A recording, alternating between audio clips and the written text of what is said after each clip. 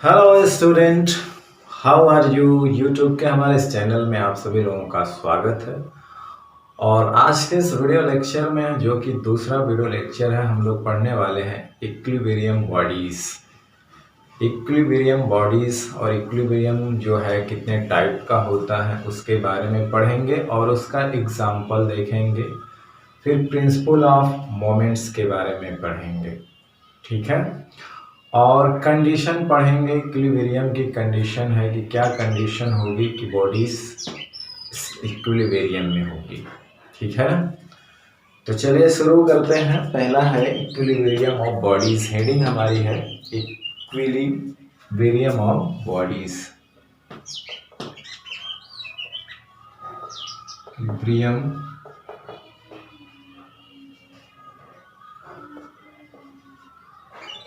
Bodies,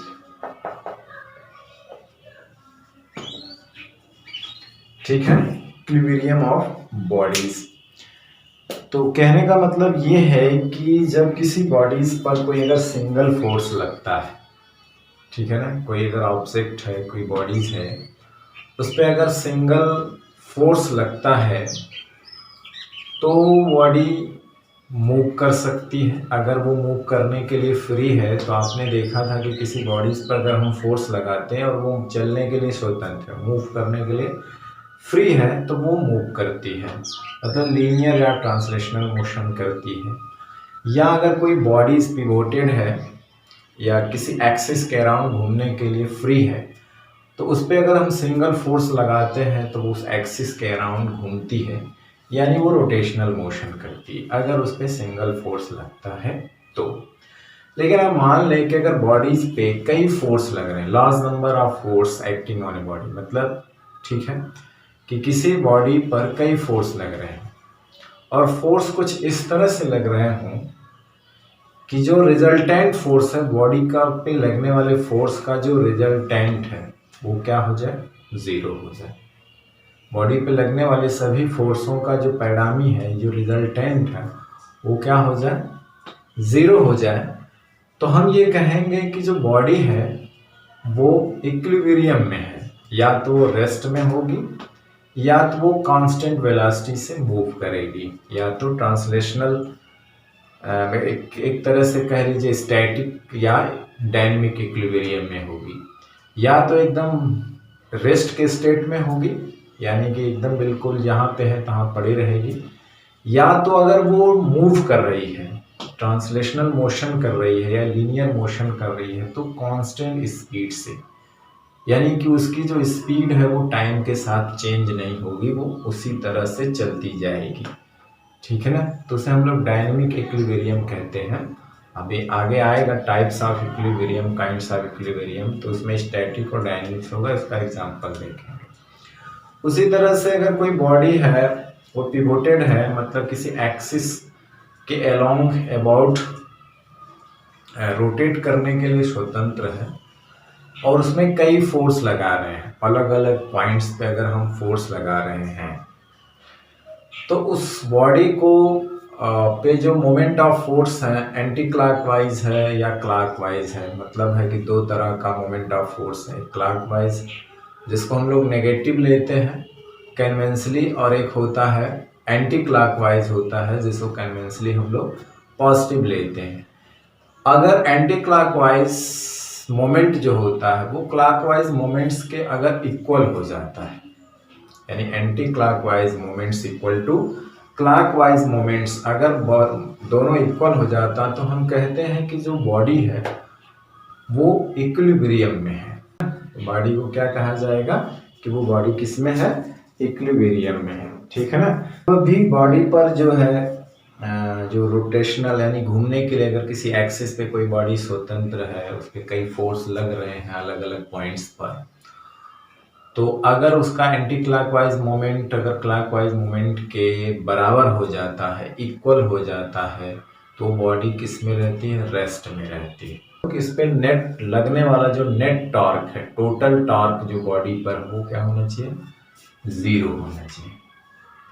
torque जो net होगा वो क्या होना चाहिए, जीरो, और फोर्स जो नेट बॉडी पर होना चाहिए ये दोनों जीरो। ये कहने का मतलब है कि दोनों कंडीशन है किसी बॉडी के इक्विलिब्रियम में होने के लिए, दोनों कंडीशन है कि उस पर जितने भी फोर्स हैं सबका नेट जीरो होना चाहिए, और इस पे भी जितने टॉर्क्स हैं, जैसे कि दो टाइप के टॉर्क होंगे, एंटी क्लॉकवाइज टॉर्क और क्लॉकवाइज टॉर्क का या तो बराबर हो या उनका सम क्या होना चाहिए, जीरो होना चाहिए, तब कहा जाएगा कि बॉडी जो है इक्विलिब्रियम में है। तो हम इसको लिखेंगे कि when a number of force, लिखेंगे कि व्हेन ए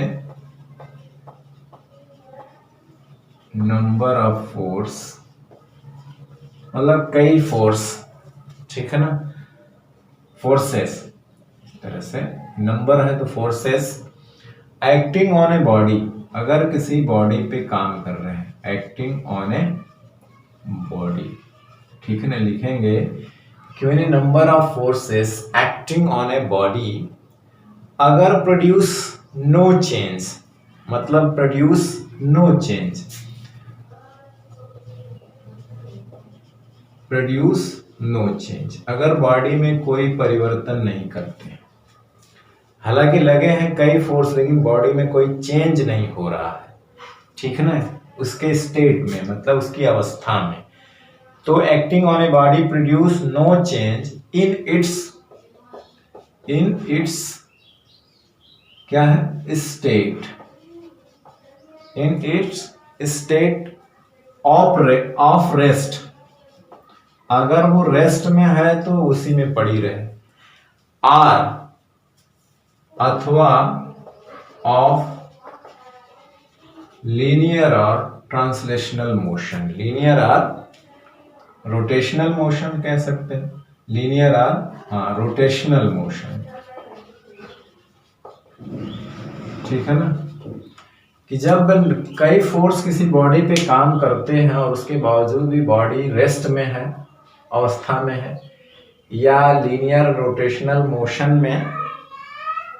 में है, ठीक है ना, मतलब रोटेशनल मोशन में है या लीनियर मोशन में है, या तो फिर रेस्ट में है, तो लीनियर मोशन में है या रोटेशनल मोशन में है, तो इसके कहने का मतलब ये हुआ यहाँ पे कि अगर लीनियर मोशन में है तो एक्सेलरेटेड नहीं होना चाहिए, कांस्टेंट वेलोसिटी से जाना चाहिए, अगर घूम रही है तो वो भी कांस्टेंट एंगुलर वेलोसिटी से घूमना चाहिए, एक्सेलरेटेड नहीं होना चाहिए, ठीक है ना, मतलब एक कांस्टेंट एंगुलर वेलोसिटी, आप लोग आगे पढ़ेंगे कि जब कोई चीज़ किसी एक्सिस के अलोंग घूमती है तो उसका एक एंगुलर वेलोसिटी होता है, जिस तरह से कोई चीज़ लीनियर मोशन करती है तो उसमें एक लीनियर वेलोसिटी होती है, लीनियर एक्सेलरेशन होता है, उसी तरह से एक्सिस के अलोंग कोई चीज़ घूमती है तो उसका एंगुलर वेलोसिटी होता है, एंगुलर एक्सेलरेशन होता है, तो वो जो एंगुलर वेलोसिटी या लीनियर वेलोसिटी चेंज ना हो, मतलब दोनों कांस्टेंट रहे, ये कहने का मतलब है, और रेस्ट में है तो रेस्ट में है, तो दोनों कंडीशन होगी कि जब होने number of force acting on a body produce no change its state of rest or linear और रोटेशनल मोशन, ठीक है ना, आर ऑफ लीनियर और rotational motion, the body is said to be in a state of equilibrium, then तब क्या कहा जाएगा, then the body is said to be in equilibrium, तब कहा जाता है कि बॉडी इक्विलिब्रियम में है, मतलब संतुलन में है, ठीक है ना, क्या है, संतुलन में है। तो अब हम लिखेंगे टाइप्स ऑफ इक्विलिब्रियम, तो टाइप्स या kinds of equilibrium, types of equilibrium, तो दो टाइप की इक्विलिब्रियम हुई, यहाँ पे देखें ना आप, या तो रेस्ट में रहे या तो रोटेशनल लीनियर मोशन में रहे, मतलब इसकी जो वेलोसिटी है वो कांस्टेंट रहे, इसकी जो एंगुलर वेलोसिटी है वो कांस्टेंट रहे, तो यहाँ से दो टाइप बनती, या तो रेस्ट होगी तो वो कहेंगे कि स्टैटिक इक्विलिब्रियम, और अगर मोशन में होगी या रोटेशनल मोशन में होगी तो हम कहेंगे डायनेमिक इक्विलिब्रियम। तो there are two types of equilibrium, there are two types of equilibrium. Equilibrium, दो टाइप की इक्विलिब्रियम होती है। पहला है स्टैटिक इक्विलिब्रियम,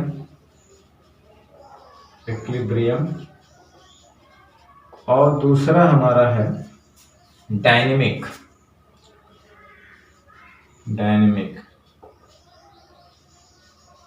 इक्विलिब्रियम।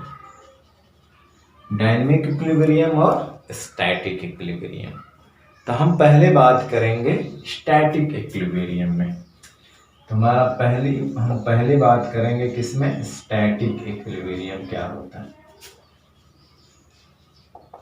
इक्विलिब्रियम, देखिए स्टैटिक इक्विलिब्रियम में का मतलब क्या हुआ। स्टैटिक इक्विलिब्रियम का मतलब ये हुआ कि कोई बॉडी है, उस पर कई फोर्स लग रहे हैं, और फोर्स लगने के बावजूद भी वो रेस्ट की अवस्था में है ना। किसमें है, रेस्ट के पोजीशन में।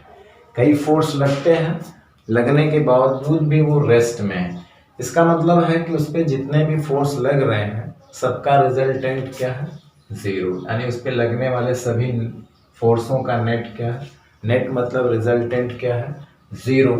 तो जब रिजल्टेंट जीरो है, वो एकदम स्थिर है, रेस्ट में है, तो हम कहेंगे कि वो स्टैटिक है, स्थिर संतुलन जिसको कहते हैं, स्टैटिक इक्विलिब्रियम में। तो when a body remains in a state of rest, when a body remains in a state of rest, मतलब है कि वो स्थिर अवस्था में हो, बनी रहे। स्थिर अवस्था में क्या रहे, बनी रहे। Under the effect of several forces, ये बोलेंगे अंडर द influence of या under the effect of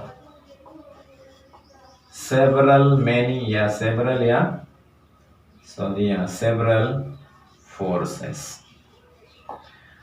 ठीक है ना। कई फोर्स के प्रभाव में अगर किसी बॉडी पर कई फोर्स लग रहे हैं, उसके बाद भी वो स्थिर अवस्था में है, तो हम कहेंगे स्टैटिक इक्विलिब्रियम में है। मतलब उसके लगने वाला नेट फोर्स क्या है, वो जीरो है। ठीक है ना। तो the body is in static equilibrium, the body is in static equilibrium, static equilibrium, the body is in static equilibrium. ठीक है ना। कब बॉडी स्टैटिक में कहा जाएगी कि when a body remains in a state of rest, यहाँ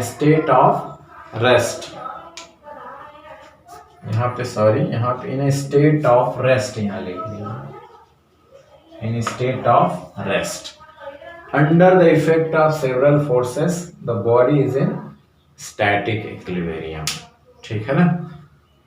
static equilibrium में कहने का मतलब है कि उस पर कई फोर्स लग रहे हैं, और सभी फोर्सों का रिजल्टेंट अगर जीरो है, तो और बॉडी स्थिर अवस्था में है, तो हम कहेंगे कि वो state of equilibrium, static equilibrium में। ठीक है ना, स्थिर संतुलन में। ठीक है। अब इसके कुछ एग्जाम्पल देख लेते हैं। इसको हम मिटा देते हैं। ठीक, इसका स्क्रीनशॉट लेना है तो ले लीजिए, या तो अपने बुक से नोट बनाइए। चलिए इसके कुछ एग्जाम्पल देख लेते हैं। एग्जाम्पल, ठीक है ना, कि स्टैटिक इक्विलिब्रियम का एग्जाम्पल क्या होता है। ठीक है। जैसे कि कोई बॉडी है,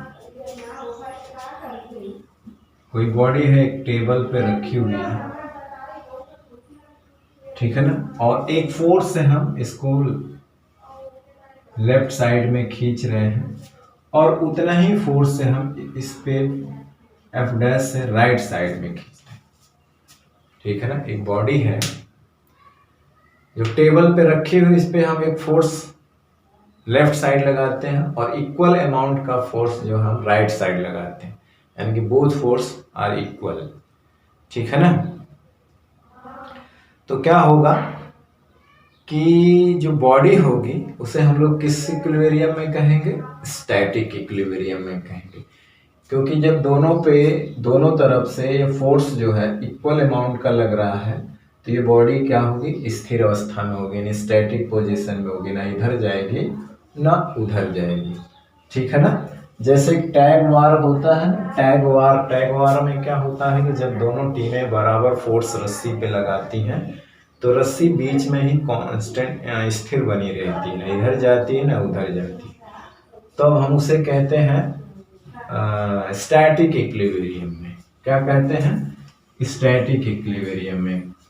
ठीक है ना, उसे हम लोग कहते हैं स्टैटिक इक्विलिब्रियम में। तो इस चीज को आप लिख सकते हैं। ठीक है ना, अपने बुक से देख करके लिख सकते हैं कि कोई बॉडी है टेबल पे रखी हुई है, उस पे एक लेफ्ट साइड में फोर्स लगाते हैं मान लीजिए आप, और इक्वल अमाउंट का फोर्स हम राइट साइड लगाते हैं। तो both force are equal in opposite direction, cancel out each other, एक दूसरे को कैंसिल कर देते हैं। एक तरह से कहा जाए तो रिजल्टेंट क्या है, जीरो। जब रिजल्टेंट जीरो होगा, नेट फोर्स जीरो होगा, तो बॉडी अपने स्थान पे बनी रहेगी, नहीं इधर जाएगी ना उधर जाएगी, तो हम कहेंगे कि वो रेस्ट में है। इसका मतलब है कि वो स्टैटिक इक्विलिब्रियम में है। उसी तरह से दूसरा एग्जांपल हम दे सकते हैं कि उसी पर है, कहने का मतलब है एक बॉडी है, एक टेबल है, उस पर एक बुक रखी हुई है, कुछ भी रखा हुआ है, बुक ही नहीं। तो ये टेबल जो है,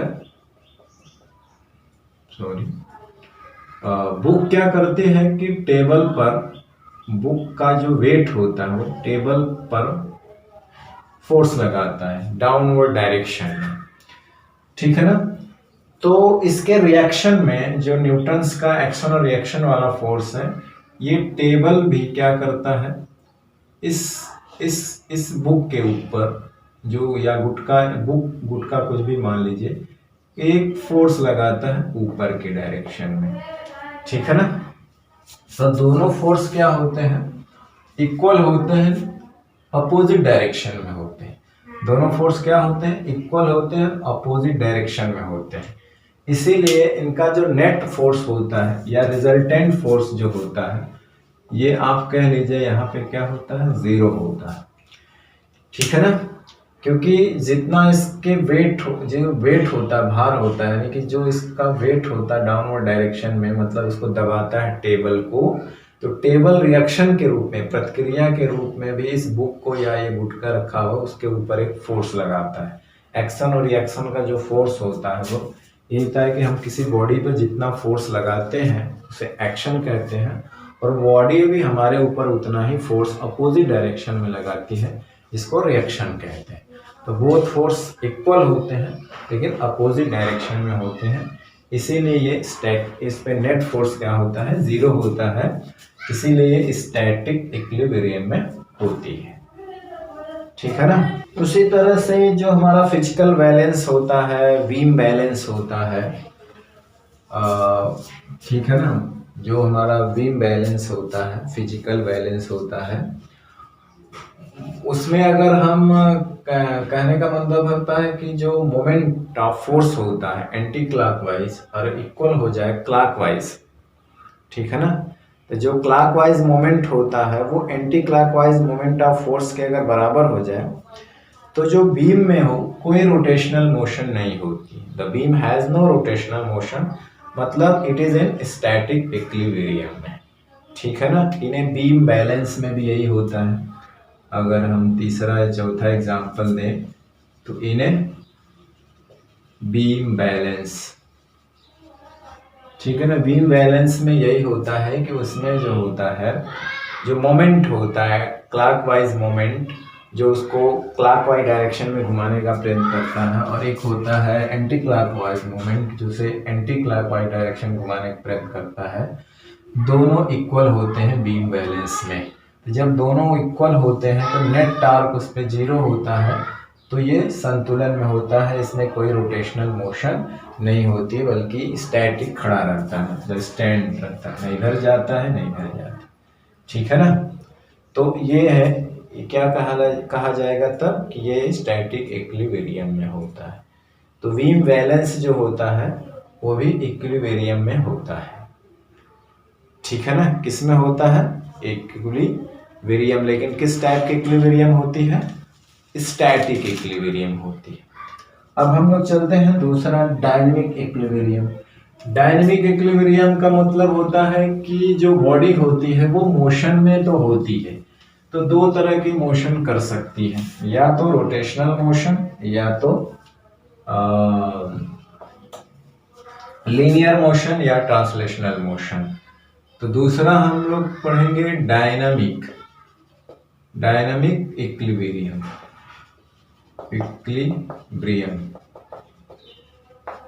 तो डायनेमिक में क्या होता है कि बॉडी इसमें जो है स्टेट जो होती है वो मोशन के स्टेट में होती है।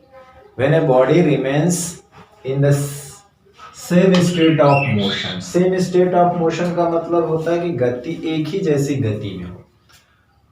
मतलब समझिए कि सेम स्टेट ऑफ मोशन का मतलब क्या होता है कि उसके मोशन में कोई चेंज नहीं होता है टाइम के साथ। मतलब अगर वो लीनियर मोशन में है या ट्रांसलेशनल मोशन में है तो वो एक ही वेलोसिटी से जा रही होगी, मतलब कांस्टेंट वेलोसिटी से।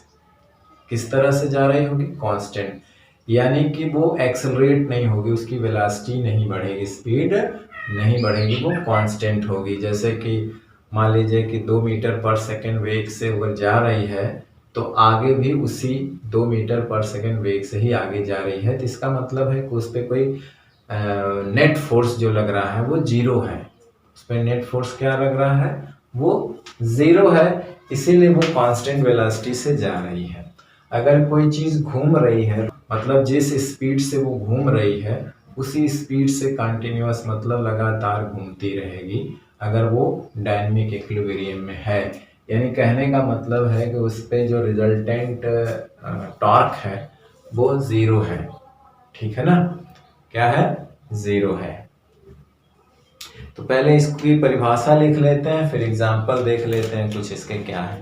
लिखेंगे कि when a body remains in the same state of motion, when a body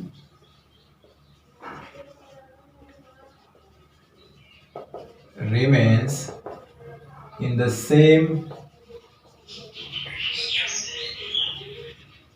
state of motion, यानी मोशन में एक जैसी बनी रहे, गति में भी है लेकिन एक जैसी, under the effect of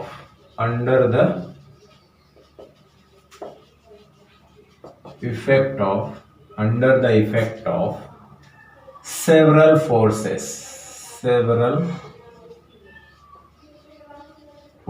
under the effect of several forces, the body is said to be in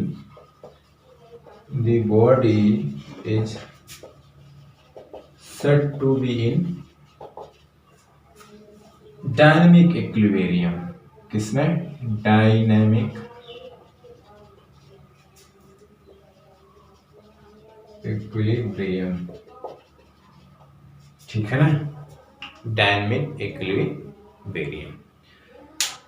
तो when a body remains in the same state of motion under the effect of several forces, कई forces लग रहे हैं उसके ऊपर, फिर भी वो एक जैसी ही मोशन में है, मतलब एक ही स्पीड से जा रही है, एक ही स्पीड से घूम रही है, तो हम कहेंगे कि वो डायनेमिक इक्विलिब्रियम में है, क्योंकि उस पर लगने वाले रिजल्टेंट फोर्स, रिजल्टेंट टॉर्क क्या है? वो जीरो है। क्योंकि वो उस पर कोई रिजल्टेंट टार्क नहीं लग रहा है या रिजल्टेंट कोई फोर्स नहीं लग रहा है। टार्क घुमाता है, फोर्स लीनियर मोशन में ले जाता है वस्तु को, तो कोई रिजल्टेंट लग ही नहीं रहा है। तो इसका मतलब है कि इसको जो स्पीड मिल गई है वही स्पीड से वो घूम रही है, या जिस स्पीड से वो लीनियर में चल रही है, मोशन कर रही है, उसी स्पीड से मोशन करेगी, तो वो डायनेमिक इक्विलिब्रियम में कही जाएगी। ठीक है ना। यानी कहने का मतलब है कि कोई बॉडी अगर स्टैटिक इक्विलिब्रियम में हो या डायनेमिक इक्विलिब्रियम में हो, उसका मतलब है कि उस पे लगने वाला नेट फोर्स जीरो हो, उस पे लगने वाला नेट टॉर्क जीरो है। ये कंडीशन है इक्विलिब्रियम की, आगे हम लोग लिखेंगे। अब इसमें हम कुछ एग्जाम्पल देख लेते हैं। एग्जाम्पल पहला ये है कि फॉलिंग ऑफ रेन ड्रॉप, ठीक है ना। एग्जाम्पल में देख लेते हैं। एग्जाम्पल में है जैसे कि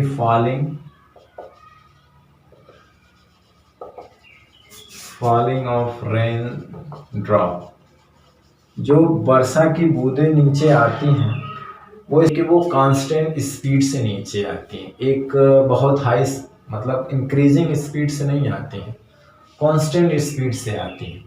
शुरू में जब आती हैं तो वो तो स्पीड उनकी बढ़ती है, लेकिन जो एयर का जो फ्रिक्शन फोर्स होता है, viscosity of air bind force, ऊपर हवा के द्वारा उस पर लगने वाला ऊपर की तरफ जो फोर्स होता है, एक तरह से एयर की जो के कारण जो इसका विस्कस फोर्स होता है, यानी कोई चीज़ जैसे नीचे गिर रही होती है तो हवा उस पर क्या ऊपर की ओर फोर्स लगाती है।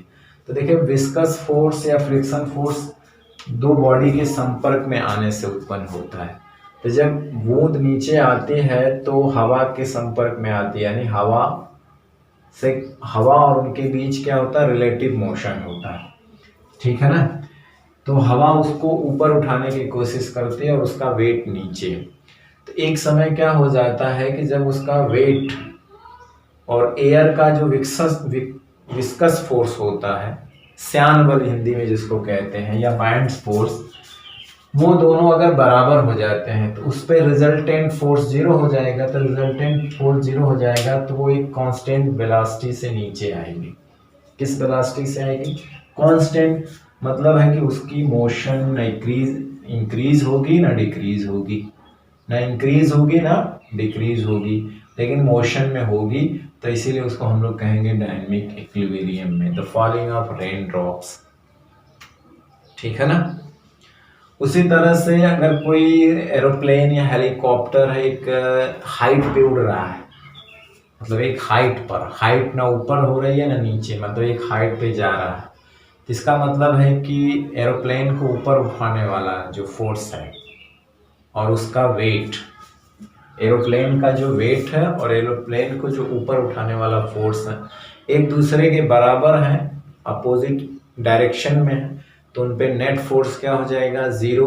तो इसीलिए एरोप्लेन जो है एक ही हाइट पे कंटिन्यू उड़ती जाती है। अगर वो एक ही हाइट पे कंटिन्यू उड़ रही है, इसका मतलब है कि उसको ऊपर उठाने वाला फोर्स और उसका वेट एक दूसरे के बराबर अपोजिट डायरेक्शन में है, नेट उस पर कोई फोर्स नहीं लग रहा है, इसीलिए वो एक ही हाइट पर मोशन कर रही है, ठीक है ना। एक ही हाइट पर वो मोशन कर रही है, ठीक है ना। मोशन ऑफ एरोप्लेन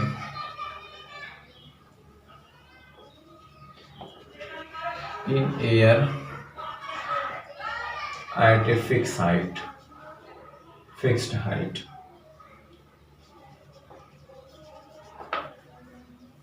अब देखिए तीसरा क्या है, जो डायनेमिक इक्विलिब्रियम में होता है। तीसरा है डायनेमिक इक्विलिब्रियम में है motion of planet around the sun, या motion of moon around the earth, ठीक है ना। प्लैनेट जितने भी ग्रह होते हैं उन सब की मोशन किसके अराउंड द सन के चारों ओर ग्रहों की गति क्या होती है? वो कांस्टेंट स्पीड से होती है। जैसे पृथ्वी सूर्य के चारों ओर एक कांस्टेंट स्पीड से जाती है, तो कांस्टेंट स्पीड का मतलब है कि उसकी स्पीड, इसका मतलब बढ़ नहीं रही है, तो उस पर नेट फोर्स जीरो है, यानी उसको स्पीड बढ़ाने वाला कोई फोर्स नहीं है। तो इसलिए motion of earth around the sun या motion of planet, motion of planet around the sun, यानी कि सन के अराउंड जितने भी प्लेनेट की मोशन है सब डायनेमिक इक्विलिब्रियम में है, क्योंकि वो किस स्पीड से मूव करते हैं? कांस्टेंट स्पीड से मूव करते हैं, ठीक है ना, around the sun.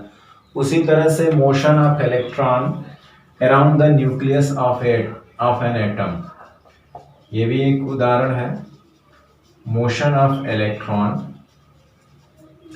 Around the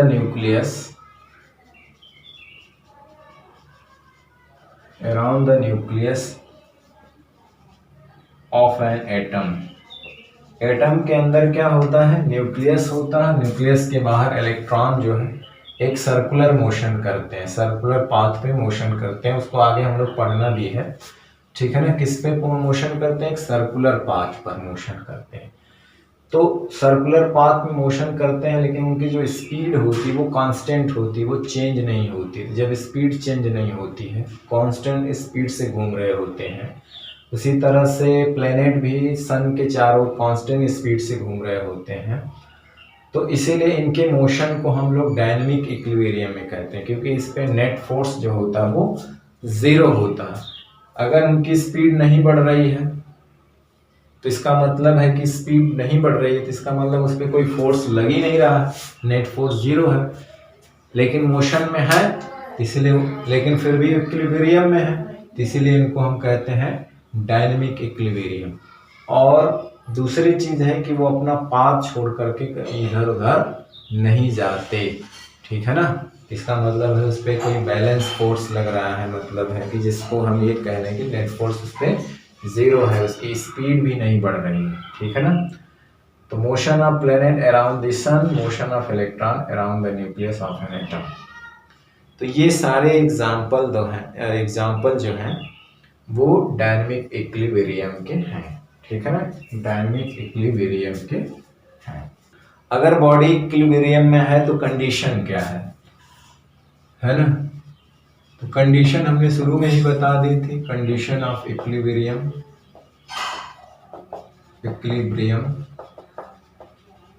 condition of equilibrium दो कंडीशन है।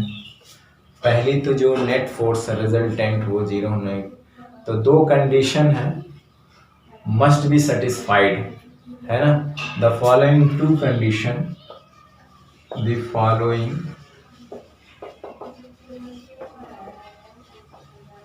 To condition must be satisfied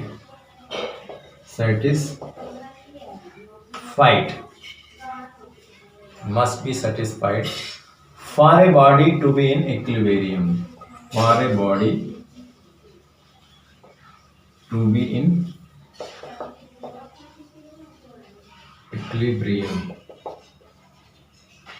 ठीक है ना, for a body to be in equilibrium। तो दो कंडीशन होनी चाहिए। पहली क्या है, पहली कंडीशन ये है कि जो रिजल्टेंट होता है सभी फोर्सों का, the resultant of all the forces, the resultant of all the forces acting on the body should be zero, सभी फोर्सों का एक रिजल्टेंट जरूर होगा और रिजल्टेंट जीरो होना चाहिए, शुड बी जीरो। उसी तरह से दूसरी बात कहें कि एक बॉडी अगर घूमने के लिए स्वतंत्र है तो उस पर जितने भी मोमेंट्स हैं, anti clockwise moment clockwise moment के बराबर होना चाहिए। तो दूसरी कंडीशन क्या है इक्विलिब्रियम होने की, कि दी अलजेब्रिक sum of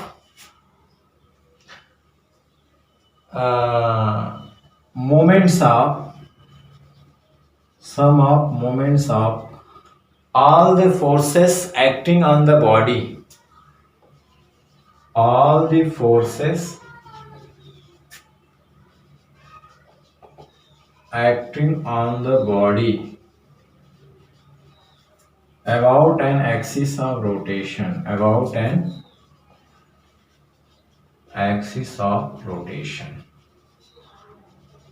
सभी फोर्सों का जो मोमेंट होता है, यानी कहने का मतलब टॉर्क, ठीक है ना, about the axis of rotation या about the point of rotation should भी क्या होना चाहिए, 0, शुड भी 0। किसी एक्सिस के रोटेशन या पॉइंट ऑफ रोटेशन, वो पॉइंट जहां से वो घूम रही है या वो एक्सिस जिसके थ्रू वो घूम रही है, उसके थ्रू सभी फोर्सों का मोमेंट। तो कहने का क्या मतलब हुआ कि कुछ फोर्स ऐसे होंगे जो उसको एंटी क्लॉकवाइज घुमाएंगे और कुछ फोर्स ऐसे होंगे जो उसको क्लॉकवाइज घुमाएंगे। तो कहने का मतलब है क्लॉकवाइज मोमेंट इक्वल होना चाहिए एंटी क्लॉकवाइज मोमेंट की, ठीक है ना। या सभी फोर्सों, सम of moments of all forces acting on the body about an axis of rotation should be 0 का मतलब वही हुआ कि एंटी क्लॉकवाइज मोमेंट और क्लॉकवाइज मोमेंट इक्वल होना चाहिए, ठीक है ना। क्या होना चाहिए, इक्वल होना चाहिए। तो जब इक्वल होंगे तो नेट क्या होगा, 0, क्योंकि एक नेगेटिव साइन के साथ होता है, एक पॉजिटिव साइन के साथ होता है। जब भी हम नेट लेंगे तो नेट टॉर्क क्या हो जाएगा उस पर, ये 0 और नेट फोर्स 0, ये पहली कंडीशन थी, ठीक है ना। ये कंडीशन होनी चाहिए, एफ नेट और टाउ नेट 0 होना चाहिए, ठीक है ना। अब है प्रिंसिपल ऑफ मोमेंट्स, आगे है principle of moment. The principle of movement, principle of moments मतलब आघूर्ण का सिद्धांत इसको कहते हैं, ठीक है ना। तो प्रिंसिपल ऑफ मोमेंट्स में क्या होता है, according to the principle of moments in equilibrium में क्या होता है, यहाँ लिखेंगे कि according to the principle of moments का मतलब क्या हुआ, in equilibrium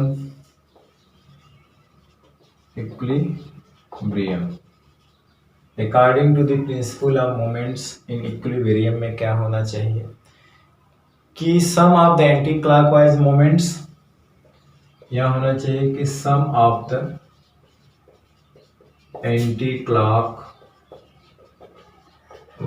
moment equal to sum of the clockwise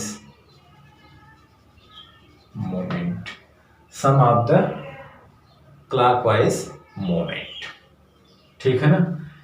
तो प्रिंसिपल ऑफ मोमेंट सही कहता है कि according to principle of moments in equilibrium कि क्या होना चाहिए, sum of the anti clockwise moment sum of the clockwise moment के बराबर होना चाहिए, ठीक है ना। इसके प्रिंसिपल पे कौन चीज काम करता है, फिजिकल बैलेंस या बीम बैलेंस जिसको कहते हैं। ये एग्जाम्पल में आ जाएगा एक तरह से, जबकि ए फिजिकल एग्जाम्पल का ये फिजिकल बैलेंस जो होता है, ये physical balance works on the पूछा जाता है प्रिंसिपल ऑफ मोमेंट, ठीक है ना। Principal of moments, physical balance आप उसके एग्जाम्पल में दे देंगे कि कोई एक एग्जाम्पल दीजिए जो वेरीफाई करे प्रिंसिपल ऑफ मोमेंट्स में, तो यही कर देंगे और हम इसी के थारे एक वेरिफिकेशन भी देते हैं इसमें, ठीक है। चलिए इसका स्क्रीनशॉट लेना हो ले लीजिए। चलिए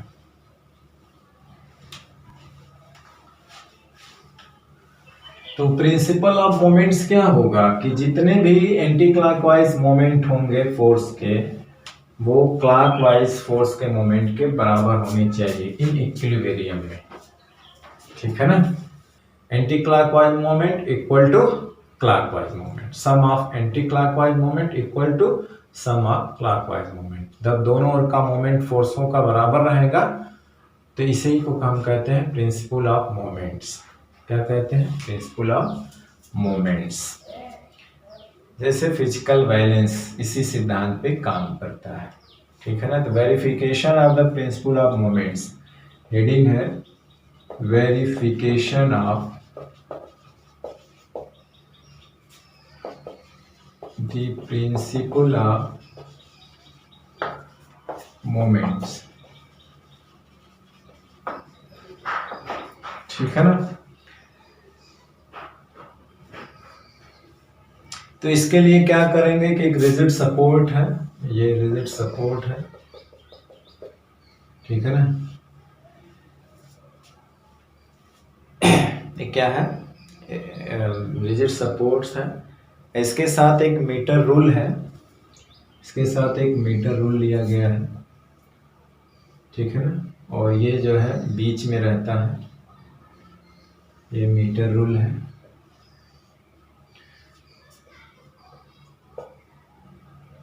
तो इस पे सब स्केल पैमाने बने हुए हैं, ठीक है।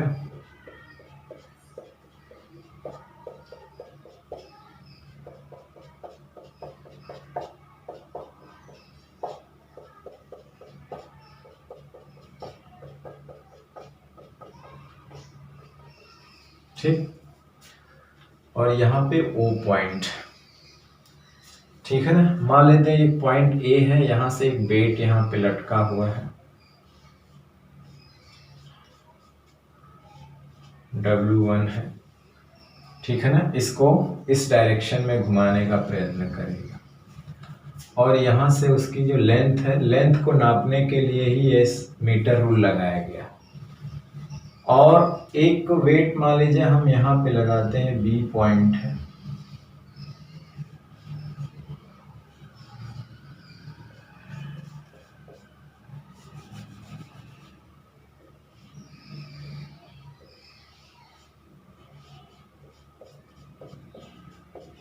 और ये वेट इसका है W2 है। तो ये L2 लेंथ और ये L1 लेंथ है इसके एक्सिस ऑफ रोटेशन या पॉइंट ऑफ रोटेशन से, ठीक है ना। और ये इसको इस डायरेक्शन में यानी घुमाने के एंटी क्लॉकवाइज घुमाएगा और ये क्लॉकवाइज घुमाएगा, ठीक है ना। तो हम क्या करेंगे, लिखेंगे कि according to the above arrangement in equilibrium में क्या होता है, according to the above arrangement, ठीक है ना, in equilibrium condition, in equilibrium condition में क्या होगा कि व्हेन द मीटर स्केल जो कहते हैं, व्हेन द मीटर रूल, या इसी को मीटर स्केल कह सकते हैं, या रूल, मीटर स्केल या मीटर रूल इज हॉरिजेंटल, मतलब ये हॉरिजेंटल एकदम है, ना इधर झुक रहा है ना उधर झुक रहा है। तो जाहिर सी बात है जब ये इक्विलिब्रियम में रहेगा तो हॉरिजेंटल होगा, इज हॉरिजेंटल, ठीक है ना, इज हॉरिजॉन्टल। तो इट इज फाउंड दैट, जब वो हॉरिजेंटल है तो इट इज फाउंड दैट, ये मतलब कब हॉरिजेंटल होगा कि जब क्लॉकवाइज मोमेंट क्या होगा, इक्वल हो जाएगा anti clockwise moment, such that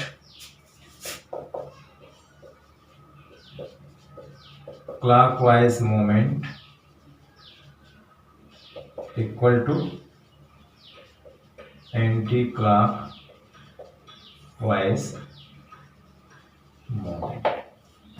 अगर ये मीटर स्केल, मीटर रूल अगर हॉरिजेंटल है, ठीक है ना, तो इसका मतलब हुआ कि जो क्लॉकवाइज मोमेंट है वो एंटी क्लॉकवाइज मोमेंट के बराबर हो गया। This verify the principle of moments, ठीक है ना, कि this verifies the principle of moment.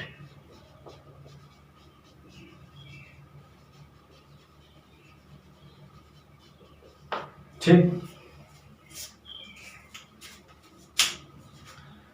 तो क्या है, एक रिजिड सपोर्ट है, ये हमारा सपोर्ट है, इससे एक मीटर स्केल लटकाया गया है, ये इसका पॉइंट ऑफ रोटेशन है ये, और हम अलग अलग लेंथ पर वाट लटकाते हैं। एक तरह से वेट W1 है वो L1 लेंथ पर, एक वेट W2 है जो सॉरी ये 2 है, L2 लेंथ पे है पॉइंट ऑफ रोटेशन से। तो हम वेट को कम या ज़्यादा करके हम ये देखते हैं कि जब ये मीटर स्केल एकदम हॉरिजॉन्टल खड़ा हो जाता है, रेस्ट में आ जाता है, तब होता क्या, हम क्या देखते हैं कि उस समय जो इसका anti clockwise moment clockwise moment के बराबर हो जाता है, तभी तो ये रेस्ट में आएगा। अगर इसमें कोई भी मोमेंट जो है क्लॉकवाइज या एंटी क्लॉकवाइज ज़्यादा होगा तो ये हॉरिजॉन्टली स्थिर नहीं होगा, रेस्ट में नहीं आएगा। अगर रेस्ट में है तो इसका मतलब है कि ये एंटी क्लॉकवाइज और क्लॉकवाइज जो मोमेंट्स होते हैं वो बराबर होंगे। तो according to the above arrangement in equilibrium condition, equilibrium condition में ही आएगा जब ये एकदम स्थिर हो गया, मतलब अब ना इधर मूव कर रहा ना उधर, कहीं घूम नहीं रहा, तो इसका मतलब है कि इक्विलिब्रियम में है। तो when the metre scale is horizontal, तो इट इज फाउंड दैट कि clockwise moment equal to anti clockwise moments, ठीक है ना। तो this verifies the principle of moments. और इसका एग्जांपल क्या है, फिजिकल बैलेंस। क्या है ये फिजिकल बैलेंस और बीम बैलेंस किसके को काम करता है, प्रश्न पूछा जाता है कि प्रिंसिपल ऑफ मोमेंट्स पे काम करने वाला कोई एग्जांपल दीजिए, तो हम कहेंगे फिजिकल बैलेंस और beam balance work on the principle of moments, ठीक है ना। तो ये पूछा जाता है, ठीक। तो आज के वीडियो लेक्चर में बस इतना ही, और आगे के वीडियो लेक्चर में हम एक्सरसाइज के कुछ न्यूमेरिकल करेंगे और कुछ कठिन टाइप अगर कोई सवाल होगा तो उसको करेंगे। हम सवाल लगाने का ट्रिक बताएंगे कि हम किस तरह से सवाल को आसानी से सॉल्व कर सकते हैं, ठीक है। तो हमारे किताब में जो आपके दिया हुआ है वो 18 क्वेश्चन है, 18 न्यूमेरिकल है, 80 न्यूमेरिकल है। तो उसमें हम कम से कम 8, 9, 10 न्यूमेरिकल इसके अगले वाले वीडियो लेक्चर में लेंगे और बाकी का दूसरे वीडियो लेक्चर में लेंगे। और सवाल बहुत ही आसान है, लगाने में कोई दिक्कत नहीं आएगी, बशर्ते आप condition, torque, concept, couple, moment of couple क्या होता, मोमेंट ऑफ फोर्स क्या होता, प्रिंसिपल ऑफ मोमेंट्स क्या है, ठीक है ना।